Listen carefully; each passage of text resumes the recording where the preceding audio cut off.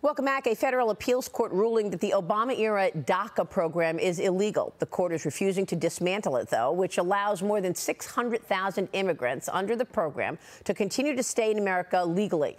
The ruling does, however, stop the U.S. from processing new DACA applications. Joining me right now is New York Congresswoman Claudia Tenney. She's a member of the Foreign Affairs and Small Business Committees. Congresswoman, it's good to see you this morning. Thanks so much for being here. And give us your reaction to this ruling. Yeah, it's a mixed reaction, obviously. The judge the judges, it was a panel. I haven't read the entire decision. I've just kind of skimmed it. But the decision essentially says under the Deferred Action for Childhood Arrivals, which is what DACA is, an Obama-era law, basically says that they have to go back to the lower court because the Biden administration changed the rules on DACA that are going to take effect on October 31st. And basically stopped any new people to be considered under DACA, and now they have to look at what is going to happen to these people under the rule.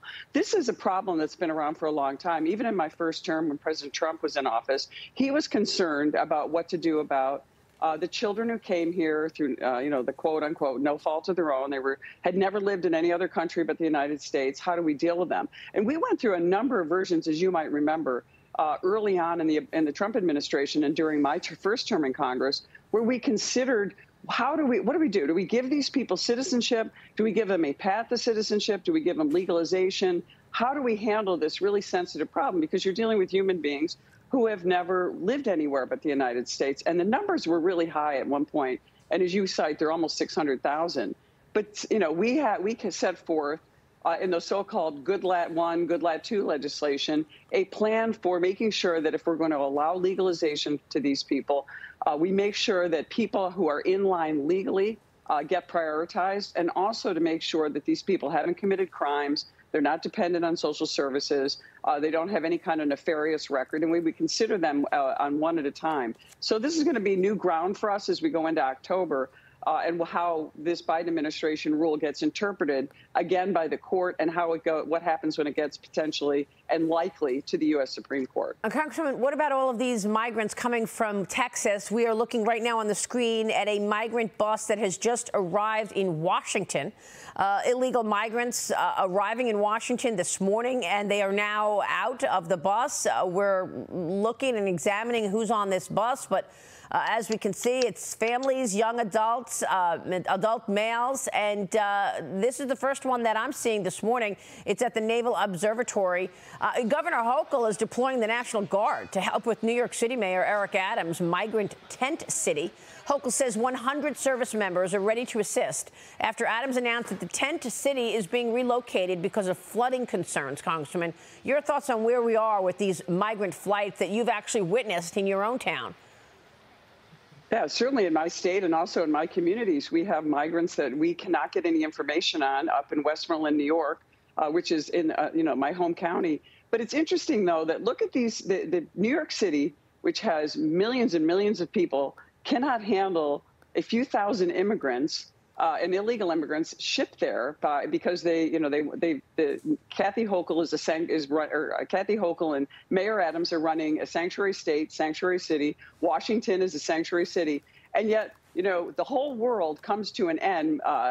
Martha's Vineyard gets shut down when 50 immigrants show up on their shores, and within 48 hours, these people were shipped off, sent to a naval base, behind a fence because they put them in pens there, just like they do at the border. But heaven forbid, the people in Texas who are beleaguered by what's now 3.5 million illegal immigrant encounters at our southern border since Biden was elected, and 2.1 in this fiscal year, and we haven't even counted August yet. So we're seeing a crisis that the Democrats don't want to deal with, but it's fine to burden the southern states, and it's fine to burden the American taxpayers and people in rural areas who have no say in this. And it's really a crisis when you look at fentanyl, human trafficking, the drug trafficking. And you've been there, Maria. You're one of the few people who have been to the border, have seen it firsthand, and you understand it's not just about illegal immigrants and criminals and people on the terror watch list. This is a human tragedy that's being foisted on the American taxpayer and we're being forced to pay for this. Yeah, and it's also the incredible number of drugs coming in. They're killing Americans. This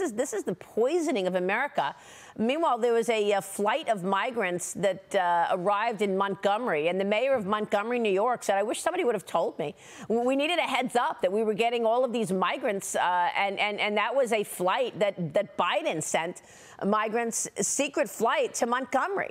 You've got a new bill that would redirect funding for new IRS agents to hire more Border Patrol agents, and this is important. I've spoken with so many border agents who tell me they can't even do the job because they're playing babysitter. You know, they're going and processing people, so they can't be on the border. Now the president wants $80 billion in that latest package that was passed into law, where he wants to hire 87,000 IRS agents. And that's going to mean 166,000 IRS agents versus 15 or 20,000 border agents, Congresswoman. Tell us about your bill. Yeah, this is doubling the size of the IRS, by the way, almost the size of the U.S. Marine Corps, our tax police are going to be. And I work every day with people who still haven't received their tax returns completed, their refunds from the IRS. So now we're going to put a tax police out, 87,000, who they're going to go after the middle and lower income taxpayers when our Border Patrol needs it. So my bill is direct funds to the border and direct taxpayer money to the border instead, and rescind the money that's put into the IRS, because, as members of Congress, we need taxpayer advocates. We don't need more taxpayer police to go out there and really go after our lower and middle income taxpayers. They can't afford compliance and lawyers. And I used to do tax law. I worked with all different people from all income levels.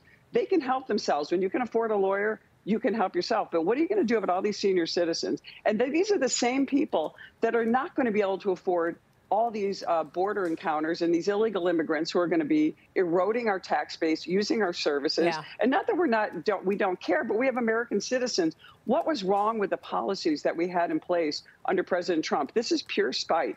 They worked, but they're rolling them back because they don't work. And I think the Democrats know this. They just don't want to talk about it. They're paralyzed because they don't want to take any action that might resemble Trump-era policies. So what they're doing, nothing, and the problem gets worse. Yeah. We need decisive action, and we need to do something about this, and we have a plan to do that. By the way, what happens with this bill, then? Will it ever come to the floor?